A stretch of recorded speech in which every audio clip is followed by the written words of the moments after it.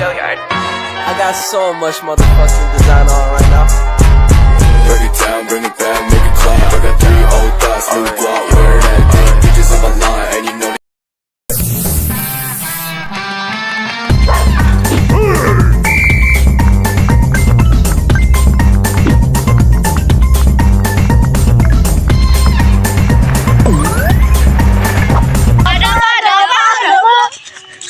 Ada informasi tentang kerajaan di Indonesia.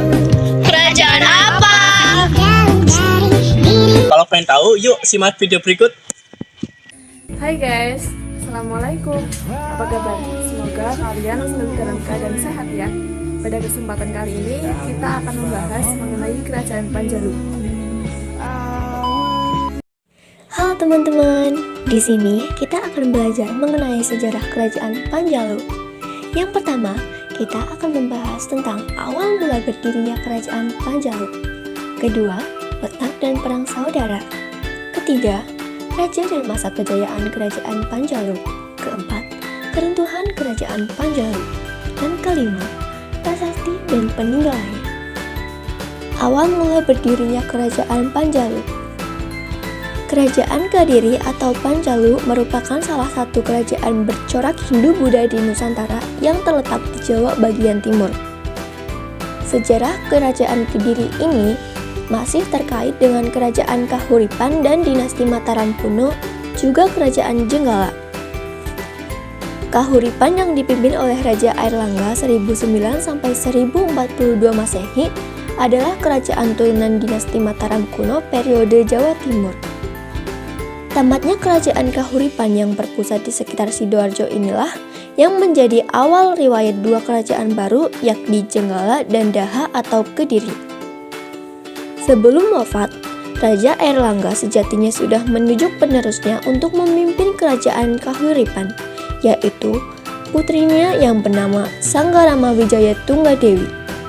Namun, sang putri mahkota memilih hidup sebagai pertapa sehingga memunculkan potensi konflik antara dua putra Airlangga yang sama-sama menginginkan tahta Kahuripan.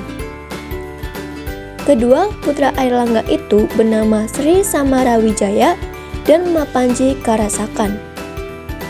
Iketut Ardana dan kawan-kawan dari Universitas Udayana dalam riset bertajuk Religi, Ritual dan Sistem Kerajaan Jawa Timur 2016 mengungkapkan Airlangga membagi wilayah Kerajaan Kahuripan untuk kedua putra tersebut.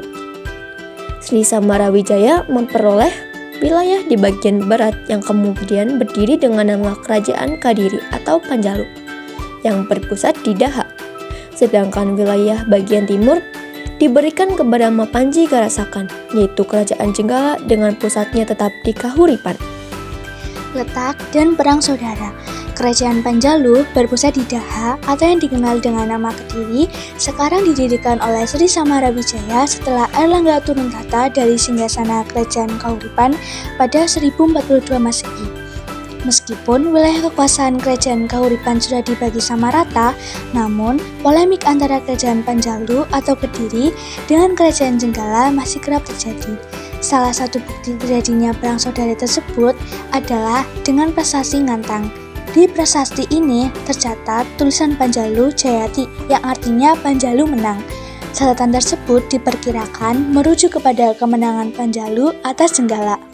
Selain itu, ditemukan pula prasasti Turun Hyang yang berangka tahun 1044 Masehi. Isi dari prasasti ini adalah memberitakan adanya perang saudara antara kedua kerajaan sepeninggalan Airlangga, yakni Kerajaan Jenggala melawan Kerajaan Kediri. Kerajaan Jenggala akhirnya benar-benar runtuh pada 1059 Masehi. Dengan demikian, Kerajaan Panjalu atau Kediri menjadi satu-satunya dinasti keturunan Airlangga yang masih berkuasa. Raja dan masa kejayaan Panjalu. Kerajaan Panjalu mengalami masa kejayaan pada masa Sri Jayabaya tahun 1135 sampai 1197 Masehi. Dikutip dari tulisan bertajuk Sejarah Panji dalam majalah Adiluhung, catatan Cina berjudul Ning Wai Tai Tai yang ditulis oleh Choi Kufei pada tahun 1178 memperkuat hal tersebut. Cai Kufei menuliskan bahwa pada masa-masa itu, negeri-negeri di dunia yang kaya selain Cina adalah Arab, dinasti Abbasiyah, Jawa, dan Sumatera. Untuk Jawa disebutkan Kerajaan Panjalu, sedangkan Sumatera kala itu menjadi pusat pemerintahan Kerajaan Sriwijaya. Disebutkan pula wilayah kekuasaan Panjalu kala itu meliputi Keruntuhan Kerajaan Panjalu. Kerajaan Panjalu atau Kediri mengalami keruntuhan pada era Kertajaya. Para raton mengisahkan Kertajaya terlibat perselisihan dengan kaum Brahmana. Kaum Brahmana tersebut kemudian meminta bantuan Ken Arok yang saat itu memimpin Tumapel setelah membunuh Tunggul Ametung. Tumapel kala itu merupakan wilayah taklukan Kerajaan Kediri. Kebetulan pula, Ken Arok juga berencana memerdekakan Tumapel dari Kediri, bahkan berambisi menggulingkan pemerintahan Kertajaya. Tahun 1222 Masehi, terjadi pertempuran di Kanter, suatu tempat di lereng Gunung Dorowati, Malang. Berkat strategi jitunya, Ken Arok yang memimpin Tumapel akhirnya mengalahkan pasukan kerajaan Kediri di bawah komando Kertajaya. Dikutip dari George Swedish dalam The Indian States of Southeast Asia 1968, kekalahan Kertajaya sekaligus mengakhiri riwayat kerajaan Kediri. Ken Arok kemudian mendeklarasikan Tumapel sebagai kerajaan yang pada akhirnya dikenal dengan nama Kerajaan Singosari. Okay, can I just say something crazy? I love crazy. All my life has been a secret.